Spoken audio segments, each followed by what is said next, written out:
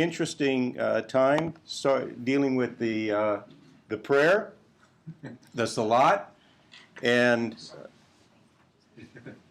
got into some good focus areas. And I wanted to bring that into a better perspective.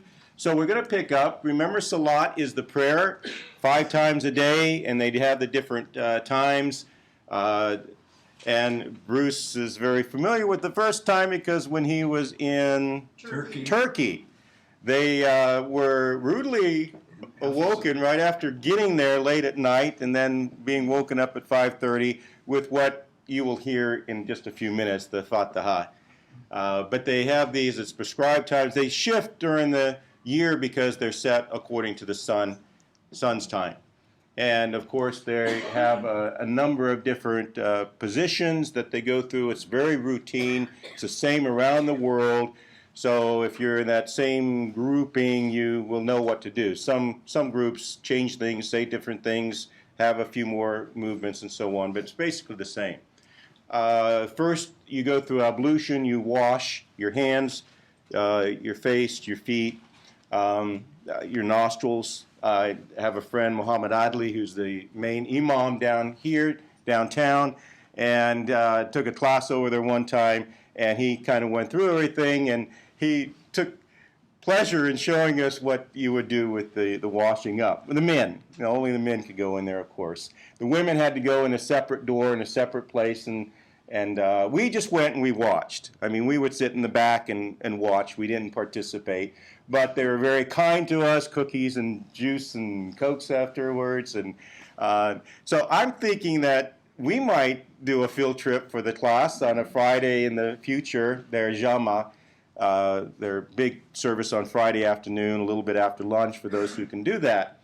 But I'll give you more details if you're interested in that. Anyway, there's the ablution. And then they face Mecca. There's a Qibla, a certain part. The whole building is arranged that way so that they can face Mecca while they pray. And you wonder, well, if Allah is everywhere, why do they have to pray to a certain place? And I'll show you that when I show you the pictures of the Kaaba, which is the black box which has the meteorite which they kind of venerate. But they face the direction of Mecca. And you start by holding up your hands, which is the takbir, and you say Allah, Allahu Akbar. So that's said throughout at different times, which means Allah is greater. Some say Allah is great, but it means Allah is greater, really, than anything else. So it has that perspective. And they recite the Al-Fatiha, which is the first surah in the Quran. It's a short one. Surah 2 is the longest, and then it proceeds from the longest to the shortest in that order through the 114 surahs. But question came up. Delane asked this, well, what does it say? And I didn't have it right with me, and I thought, I need to be prepared. And so here it is. So let me read it, and then I'll have it played to you. This is what they say before they do their raka, their different motions. In the name of Allah, the merciful, the compassionate, praise belongs to Allah, the Lord of all being, the all-merciful, the all-compassionate, the master of the day of doom. Thee only we serve, to thee alone we pray for succor, guide us in the straight path. No problem. Sounds like one of our psalms.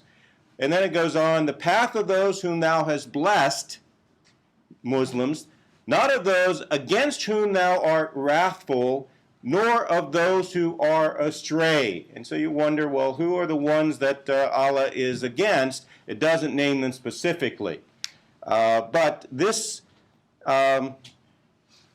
next slide, this is a presentation that Muslims have put together, and I thought it would be worth going through. Bismillahirrahmanirrahim.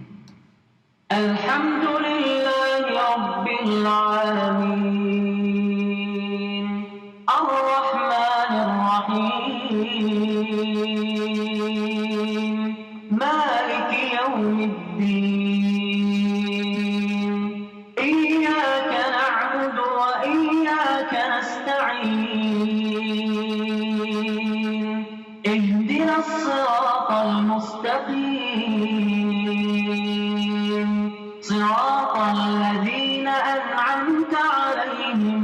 غير المغضوب عليهم ولا الضالين.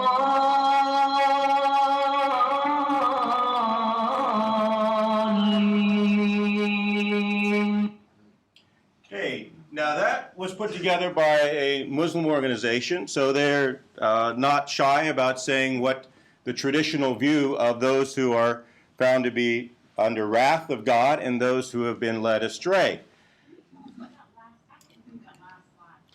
The last slide just basically was the putting this against whom now art wrathful, nor those who, but it had in parentheses Jews.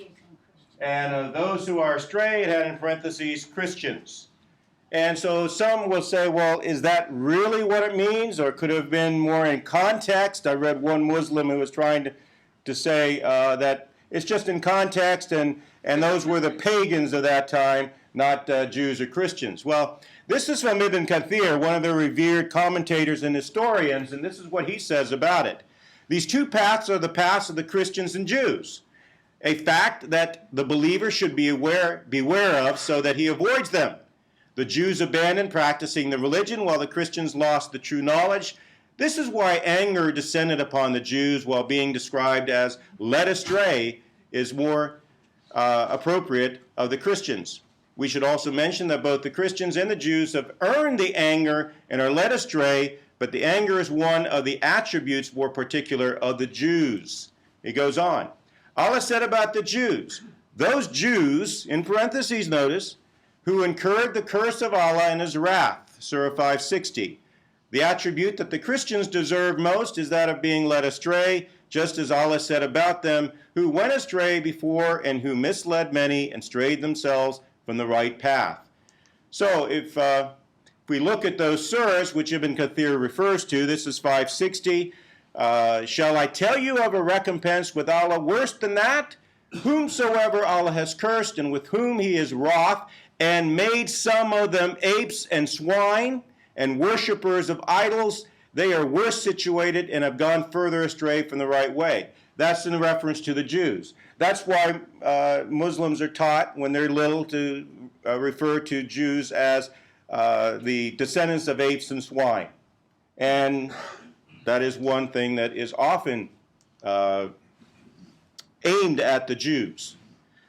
What about the Christians? The verse that refers to Christians, Surah 577, is this: people of the book, go not beyond the bounds in your religion other than the truth, and follow not the caprices of a people who went astray before and led astray many and now again have gone astray from the right way. So they look at us as Christians and believe that we once had the book, the Injil, that Jesus brought as a messenger, but since that time, Christianity has gone astray, the Bible is corrupted, it's not what was given to the disciples at that time, they will say, because it contradicts the Quran, and they believe that Christians are astray. Why? Because we believe that Jesus is God. We believe in a triune God. We believe that the Bible is accurate that we have today, and it's what was given to the disciples, the apostles, and who wrote down the words in life of Christ, and Paul and the others who wrote the epistles. We believe that those are the true words of God, and for that they believe that we have gone astray. So when they say the Fatiha, and they recite that 5 times, usually, well, let's see, they go through the rakas, the positions, the set of prayers, upwards 2 to 4 times each prayer. It averages out to about 14 times, about 4 rakas to complete a complete salah or prayer set. And the average of 14 times a day would be about 5,000 times a year that they are saying the Fatiha and going through those verses where those who are thinking about it would realize, okay, this is about the Jews and the Christians, and we don't want to be like them. My wife reminded me and said, well, didn't the Jews once pray that, if you were a male Jew, oh, Lord, thank you for not making me a Gentile or a woman. Well, I don't know if it's the same, because here it's, in this Fatiha, it is against a religion. and against a belief system. Now, I have to remind you again that over 90% of Muslims are not Arabs. They don't speak Arabic, they're not Arabs and they don't speak Arabic. So they have to learn the prayers in Arabic because it's the only way that you can be part of the prayer time. So they memorize it. And for those of you who grew up Catholic, like I did in the time of the Latin Masses, and everything was in Latin, you kind of catch on to certain things and you have your own interpretation. It's interesting when I've gone back afterwards and read and looked at the translations, my interpretation wasn't always correct, but it was close. But think of it. Islam is a religion of orthopraxy. Orthopraxy is doing. Orthodoxy, which is Christianity, is focusing on doctrine. Our foundation is doctrine. For the Muslim, the foundation is doing the will of Allah, because the will of Allah is the most important thing. And you do it in order to please Allah, because that's the only way that you feel like you can build up enough credibility or good works so that on the day of judgment, your good works will outweigh your bad works. That's very real in the life of a Muslim, as it is in any cult, any heresy, any other world religion. Christianity is the only religion that is truly based on faith, by grace through faith, because we realize that we cannot do it. It is only because Jesus came as God, took our place, substituted for us, because we could never be justified in our own works, no matter how good we are. So why do we do good works?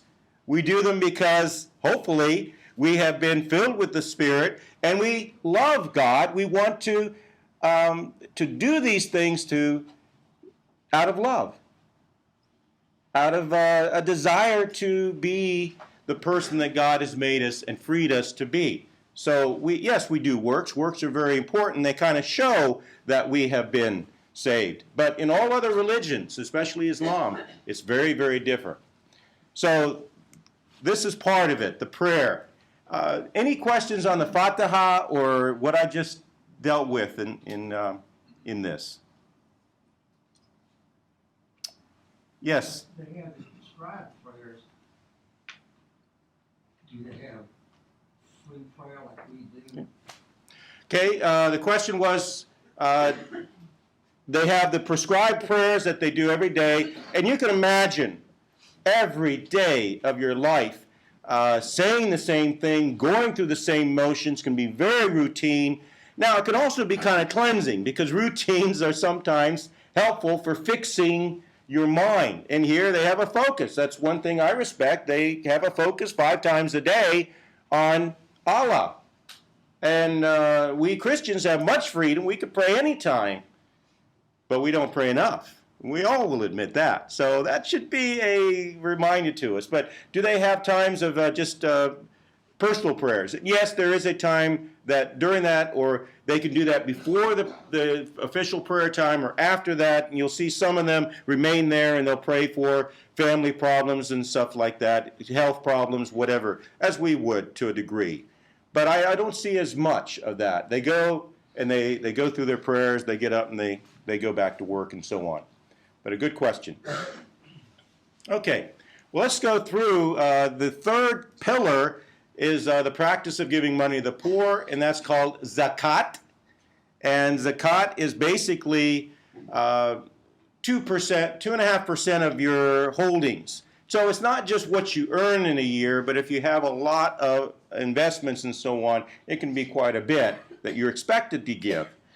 And it's about 1/40 of your income and holdings as a tithe to charities, to the mosques, and unfortunately a lot of that money does get channeled back into these terrorist organizations, depending on who's collecting the money. And in the charities, they really refrain from giving to general causes outside of Islam. That's one big difference. Christians, when we give to all these relief projects, all around the world, Christians are the greatest of givers. Americans are the greatest of givers in the world and have been for a long time because we have that Christian base of giving. Even if you're not a Christian, because of course, we want to share the gospel through that. But Muslims are told to refrain from giving to others outside the faith. They will give to other Muslims, but even then, it's not always common. So when you had that big tidal wave in Aceh, Indonesia, a number of years back, who were the ones on the ground helping out with money and goods and tents and all that stuff? Christian organizations. We're always there first. And it gets through to the Muslims. They realize that there's a difference. So we need to keep doing that. Okay. Yes. Thank you. One interesting point there on that last slide. That is really a tax.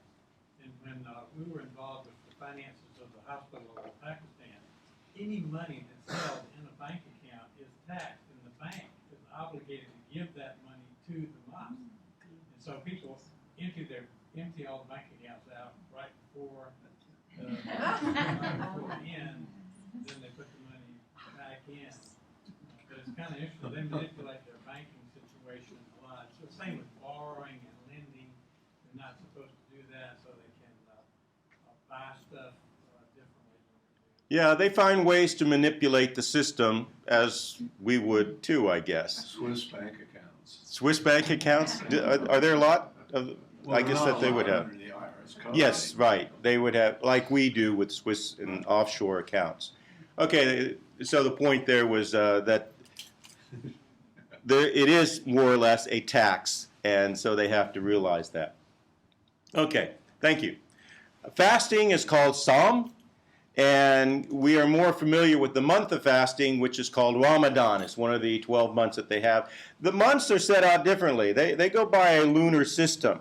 So Ramadan is always shifting, and that's kind of perplexing to us. Their whole calendar is shifting, so you can't really say that it was this year that corresponds so neatly to the Christian era. And so they go by a different calendar, which is by after Hijrah. The Hijrah was the time that they say Muhammad escaped to Medina. That's the first year of Hijrah, and they go from that. But it's basically 700 years difference. Right. Well, it's just a few days different every year because they go by the lunar calendar rather than the solar. But I meant in years, from 732. Right, 732, well, 632. So you're going, you always have to deal with 632 years difference, yeah. You're right. So they're in about AH 1400 or something like that. Okay. Now, Ramadan. Can Muslims have water during the fast? It's a month-long fast. And you think, well, do they eat anything? Do they drink anything? Well, of course. But during the day, it's pretty tough. Muslims are not allowed to eat or drink during the day. They can't have any water during the day. And in fundamental areas, they can't even swallow their saliva. Or if they do accidentally, it's okay. But if they do intentionally, then they've made their fast invalid. And that's not good. You don't want to make it invalid, especially if you're halfway through. Now, during that time, everything kind of slows down in the Muslim country. They basically reverse everything because you've got 15 hours of not eating or drinking during the day, but boy, during the night, you're fine. So they kind of reverse it. Most will eat before sunrise or after sunset. And so the pre-dawn meal before the fast is called suhur, and it's pretty elaborate because it's got to take you through the day. And then at sunset, that breaks the fast is the iftar. Now, they may invite you to an iftar meal. And as you can see, they often have it out at the mosque afterwards, and they'll gather. It's a communal time. And during the month of Ramadan, they have a lot of a party atmosphere, or at least this communal atmosphere coming together for these meals. And they'll invite each other over and stuff like that. And they may invite you if you have befriended them. Go to these meals. Get to know them. This is a good time.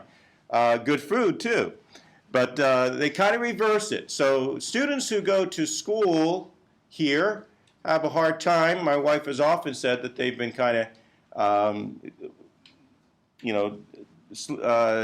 tired during the day, and because they're fasting during the day, but they've been up all night. And so usually if they're in other places, other countries, they may be sleeping most of the day. The shops close for a long period and so on. So it's really an interesting experience. Then at the end of the whole Ramadan, the month of fasting, they have what is called Eid al-Fitr, which means Feast of Breaking the Fast. And they'll invite you to that. It's a great time to go. And they pull out all the stops and they have all the good food. So, but it's a good way to get to know them. Now, during Eid al-Fitr, they'll also have prayer, and they'll have what are called extra takbirs. And you see a Muslim man here, young man, holding up his hands as if to say, okay, I hear you, Lord. I hear you, Allah. And so this is called the takbir, and they always start their regular prayer with the takbir, but here they have an emphasis, and 6 times they'll say, Allahu Akbar, Allahu Akbar, Allahu Akbar, Allahu Akbar. And that is, God is greater. Some will say God is greatest, but God is greater than all other things. So they're recognizing that through these prayers. And I just wanted to point that out, so if you see that, you'll recognize what's going on. Okay, any questions about the Ramadan or the feasts or anything? Okay. The next is the pilgrimage to Mecca, at least once during a person's lifetime, if they're able. This is one of the 5 pillars that if they cannot fulfill it, that's okay. But if they have the money, if they have the time, they should go at least one time. What is that pilgrimage called? Hajj. Okay, and if you go, you can put at the end of your name Haji, that you have been on the Hajj. And this is kind of a privileged position, more so in the past because fewer people went. Now with modern transportation, you don't have to take those camel rides across the country to get to Mecca. They fly into Medina or they fly into Jeddah, which would be closer places.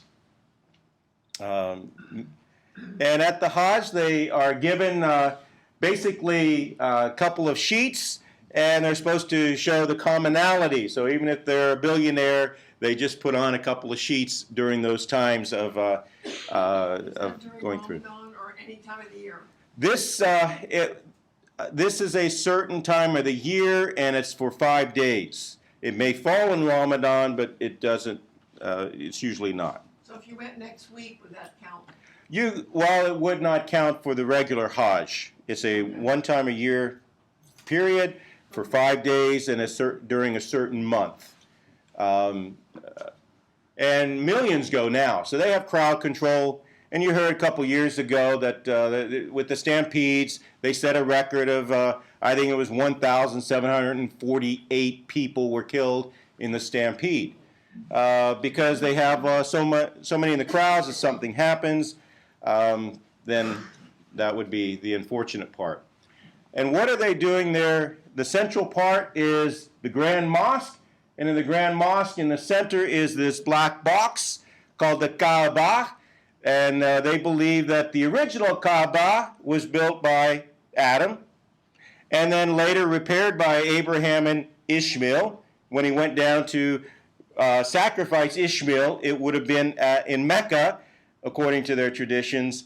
And that's where also Hagar was raising Ishmael, would have been around Mecca. And that plays into all the different practices of the Hajj. But they go down, and this is the Kaaba.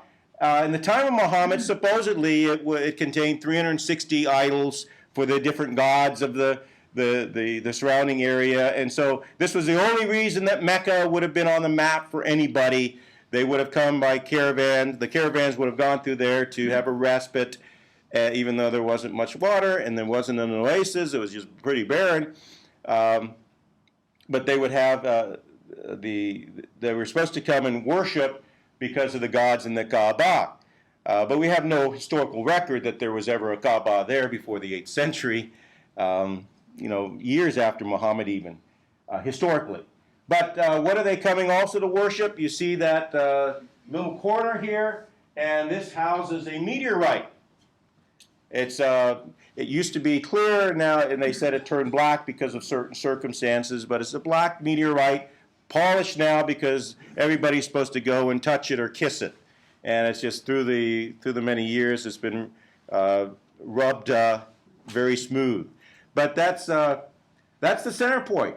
And they are supposed to circumambulate 7 times around this Kaaba at the beginning of the Hajj and at the end of the Hajj, which is based on pagan rituals, because the pagans used to do that when they had supposedly the 360 gods in there. They would go around 7 times. And you have to ask, okay, if Allah is nowhere present or everywhere present, why do you have to focus toward Mecca, toward this box, to pray? And when you're there, why do you have to go around? You can see now they're in a circle, rather than in the mosque, they're all in lines facing Mecca, but here they're facing the black box. So obviously the black box is the center point, but why would an empty black building, black-clad building with nothing in it, be a focal point? You have any idea? I think that's a good question you can ask your Muslim friend. Why do you pray toward this black box? And why during the Hajj do they circle it 7 times, as the pagans used to do, and then try to touch that stone, try to kiss the stone? They can't, now with so many people, they have to go around, and when they get to it, they kind of point to it, because that's as close as they can get. But that's a good question to ask. Now, it's usually K-A apostrophe A-B-A. Kaaba. Kaaba. Or maybe K-A-A apostrophe B-A. Yes? I might be mistaken, but it seems to me when the media talks about Ramadan, they show you this kind of picture. Am I correct in that? Yeah, Ramadan is the prayer, and what is the focus? The focus is on Mecca and prayer, and they'll often show this. And during Ramadan, there will be many people who will go. Yes, this is a very popular time during Ramadan, but it's not the same as the Hajj. Yes, Victoria. What are the qualifications to go to Mecca? You can't just walk in there. The qualifications for getting to Mecca, Or, you've got to be a Muslim. and how do you prove that? Well, let me tell you a short story. My father had been in the Air Force, then he retired as tech rep, went to Saudi Arabia, lived there in Taif about 9 years. He was worse and worse about navigating when he drove. So one time he was on a trip, and he got all confused because he couldn't read the Arabic and a lot of his English subtitles and all, but he got confused, and he came to this big gate, and he was there, and they said, "Wait a minute, are you a Muslim?" He said, "Why? This is Mecca." "Oh, I didn't know this was the entrance to Mecca." They would not let him enter because he could not prove that he's a Muslim. Now they have it on their cards, whether you're a Muslim or a Christian or whatever. So that was his story. He gave up driving after a while because it was a horrendous place. And you could, get in trouble if you had any accident. It would still be your fault, and you'd have to pay blood money. It was a mess in Saudi Arabia. But okay, quickly, Dick. It's an empty building. Does anyone go in it? Or No, I think they go in it just to clear it out or make sure it's clean. I don't know what's inside. That's a good question. But basically, it's just an empty building, because Muhammad was supposed to go in there and take all the idols out once he conquered Mecca. Okay, these are the different things that would be done during the Hajj. You have the first thing. First thing is the miqat, where you put on your garment. Then you go into Mecca, you do the circumambulation. Also, you do the running between the 2 little hills, Safa and Marwa, representing Hagar's running back and forth to find water, and finally she finds, she's also trying to keep an eye on little Ishmael so he doesn't get lost, and she's comes back in the middle, and she's frantic and because there's no water, and then all of a sudden there's this well that sprouts up, and there's a Zamzam well, and so miraculously Allah provided water, and that's the well that kind of feeds Mecca now, even.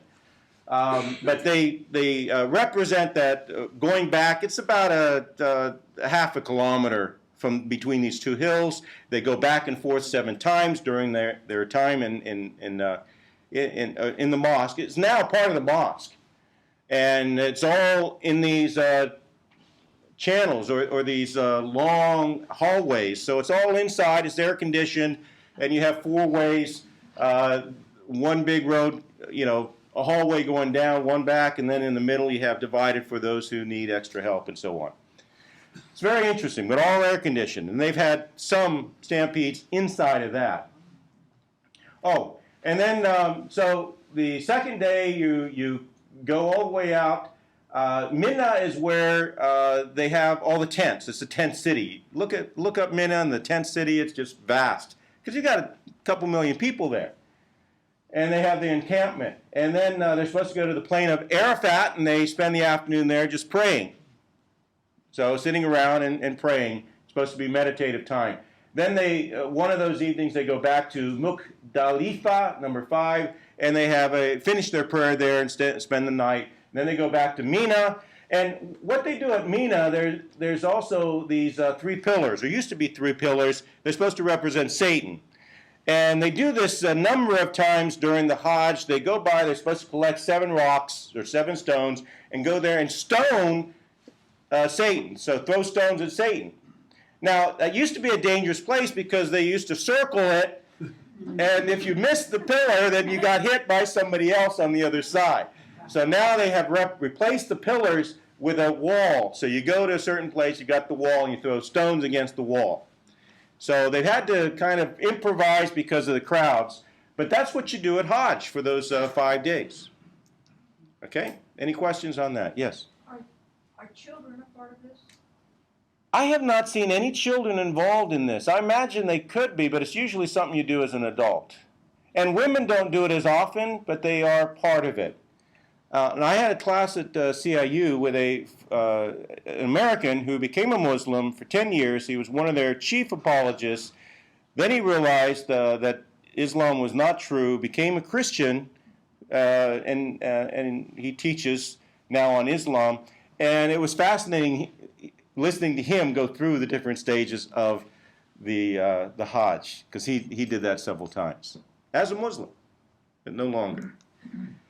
Okay, number 6, often the holy war is added as the 6th pillar, and this is called jihad.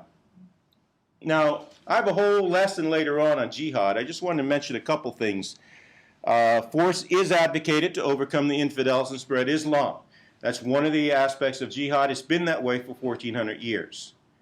In fact, this is William Kirkpatrick, as a non-Muslim, saying this: jihad for the sake of Allah is not some unfortunate deviation from the true faith. It's an integral part of that faith.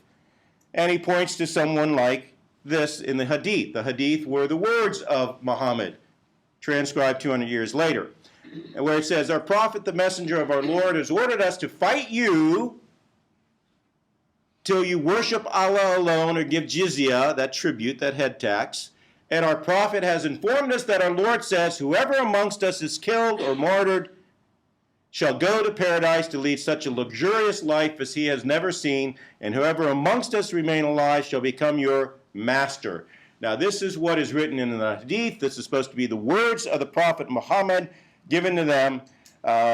Some of this is not in the Quran as clearly as it is in the Hadith, but this is where they would look for those verses that would give an excuse for the martyrs, the Muslim martyrs, to do things, dastardly deeds as terrorists, because they believe that they will have an entrance into paradise for themselves. And now it's even more popular because they are also promised to be able to invite up to 70 other relatives directly into heaven or paradise when they die. So that's another reason for doing. I mean, those are pretty strong motivations. Yes, sir. Is this where they say that they have 70 virgins? There are other hadith that point to that. That's not in the Quran, but it would be in some of the hadith, the later collected sayings, which, well, we'll get to talking about that more. But this is their official word, and this is a feature of jihad. Now, that brings up the question that kind of was brought up last week. Does Islam mean peace? Well, it has the same root. Peace, actually, in Arabic is salam. Notice that Arabic, like Hebrew, is a consonantal language, so I've highlighted the consonants, SLM, and you have the vowel sounds that are kind of assumed or learned. So you'd have an SLM. Well, is it salam? Or SLM, is it Islam? If you just have the consonants, and that's the only word you have up on the board, you can look at it and say, well, salam, Islam. But Islam means submission. It doesn't mean peace. Very different. And one who submits is called a Muslim. So again, you have the SLM, the root there. That root is kind of the connotation for the idea of either peace, submission, or one who submits, but they're different. How different? Well, think of the word in English, corpse or core. One has an E and the other one doesn't. And one you say corpse, the other one you say core, unless you're Obama and you say Marine Corps. But a corpse is a dead person. It's a body, dead body. And a corps is a body of men like the Marine Corps, but we don't put the E on. Very different words, one alive, one dead. So that's my analogy to salam and Islam. So Islam does not mean peace. It directly means to submit to Allah. It's always meant that. Muslims know that. So why do we say that it can mean peace? Islam means peace. Well, they believe that submission comes through jihad. But there are two forms of jihad, and I'll get to that idea of peace. They have the greater jihad and the lesser jihad, and they focus on the greater jihad, which is their subjugation of their heart to the will of Allah. And they say, I have struggled within my own self, and that is my jihad, and I'm trying to be a good person. Well, that's true. That's one reason for one explanation for jihad. The other one, though, is subjugation of the infidel to the religion of Islam. And this is they call it the lesser jihad, but it's the one that is more powerful, more present, and it's always been present within Islam for 1,400 years, in one way or another. They sometimes want to relegate it to defensive jihad. So, really, this is from George Braswell. He says, quote, idolaters and unbelievers were considered enemies of the Islamic community. The world was divided into two areas, the world of Islam and the world of disobedience. Through struggle and warfare, the world of disobedience was to be brought under the authority and subjugation of the world of Islam. Thus, Islam was the correct and pure religion, and jihad was the method to bring others into it through conversion or through domination. George Braswell is a scholar on Islam. So, does Islam mean peace? For Muslims, there will only be peace when the whole world is under the domination of Islam. That's where they say peace will come. If everyone in the world becomes a Muslim, then of course there'll be peace because you'll all be submitted to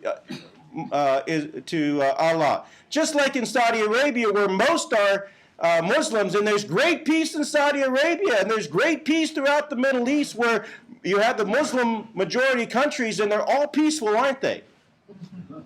Not one of the 42 countries that are Muslim dominated have a peaceful government, a peaceful civilization, where Christians and Jews have just as much freedom. None of them.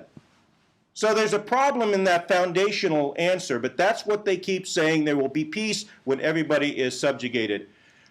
But really, there are three choices given. This is from Mark Dury's book. He wrote the article that I sent you that we'll talk more about later. But he points out that Christians had three choices, infidels, because that's what Christians are thought of. Either to convert to Islam, to die, to be executed, or to pay the jizya and submit to Muslims. So when you follow the facts, Muslims desire to bring the whole world under the domination of Islam. Those nations that are under the domination of Islam are not democracies. Christians at best are not allowed to witness and are considered second-class citizens. And over time, Islam seeks to root out and rid the world of Christianity.